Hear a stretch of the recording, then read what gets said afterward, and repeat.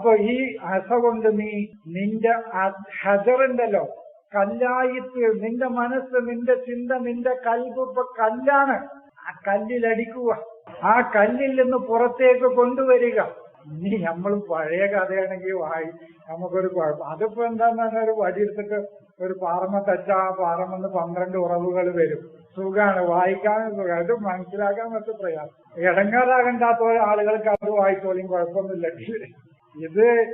ഇതാവുമ്പോ എന്താന്ന് പറഞ്ഞാൽ ഇന്ന് നമുക്ക് ഓരോരുത്തർക്കും ഇത് പ്രായോഗികമാക്കാം. അല്ലെങ്കിൽ അതൊരു കഥാബുക്കായിട്ട് വായിക്കാം, പഴയ വായനയാണെങ്കിൽ. ഇന്ന് ഞാനും നിങ്ങളും ഒക്കെ നമ്മുടെ ഈ ബുദ്ധി കൊണ്ട്, നമ്മുടെ ബുദ്ധി ഇളകൂല, ഹജറാണത്. അത് ഹജറാണ്. ഖുലൂബുഹും കൽ ഹിജാറത്തി, അവിടെ കൽബുകൾ ഹിജാറത്താണ്. ഔ അശദ്ദു ഖസ്വ, കല്ലിനേക്കാൾ കട്ടിയായിരിക്കും. കല്ലിനെ ഒന്ന് ഇളക്കിയാ ഇളകും.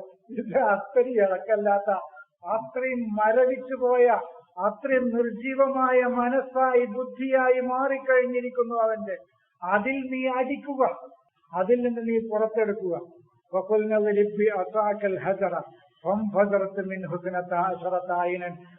അതിൽ നിന്ന് 12 ഉറവുകൾ പുറത്തേക്ക് വരും. 12 നമ്പറിലിട്ട് പറഞ്ഞാൽ അങ്ങനെ 12 നമ്പർ അല്ല സത്യത്തിൽ. അതിന് ഞാൻ വിശദമായിട്ട് അടുത്ത ക്ലാസ്സിൽ പറഞ്ഞു തരാം.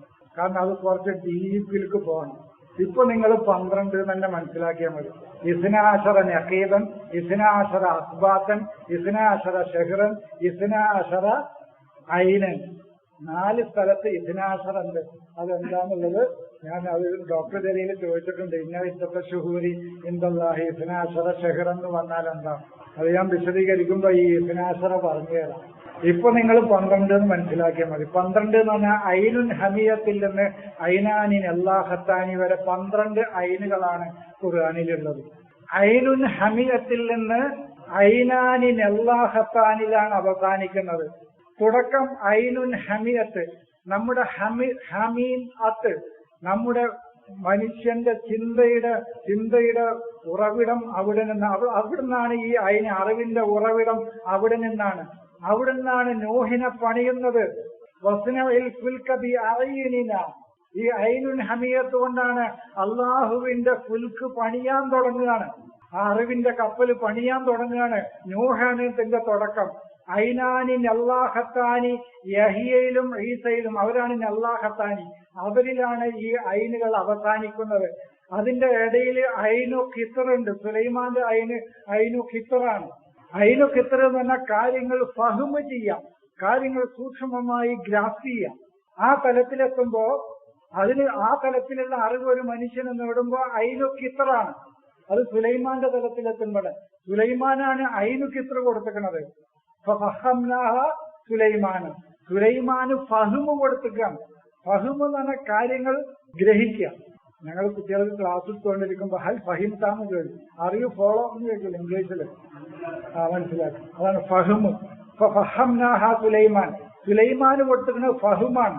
സുലൈമാൻ ആരാണെന്ന് ഈ ഇന്റർവെല്ലിൽ ആരോ ചോദിച്ചു.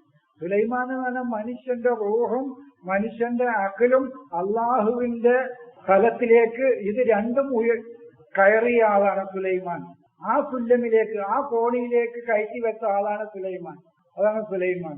അത് അദ്ദേഹത്തിനാണ് ഫഹ്മ് കൊടുത്തിരിക്കുന്നത്. സുലൈമാനാണ് ഫഹ്മ് കൊടുത്തത്. സുലൈമാനാണ്. ഫഹ്മ് എന്ന് പറഞ്ഞാല് ഫഹ്മ് കൊടുക്കുക എന്ന് പറഞ്ഞാൽ കാര്യങ്ങളെ സൂക്ഷ്മമായി ഗ്രഹിക്കുക. അതാണ് ഫഹ്മ്. അത് ഐനു ഖിത്തറാണ്. ഐനാനിൻ അല്ലാഹത്താന്ന അറിവിന്റെ ഫ്ലോ ആണ്, ഒഴുക്ക് തുടങ്ങുകയാണ്. അത് ഈസയിലും യഹ്യയിലുമാണ്. അതാണ് അല്ലാഹത്താനി ഓൽകണ്ടാവുകയാണ്. അതിന് ഞാൻ സൂക്ഷ്മമായി പിന്നെ അടുത്ത ക്ലാസ്സിൽ വിശദീകരിക്കുക. അത് കുറച്ചും കൂടി ആഴത്തിൽ നിങ്ങൾ ഇത് ഉറച്ചിട്ട് വേണം അത് പറയാൻ.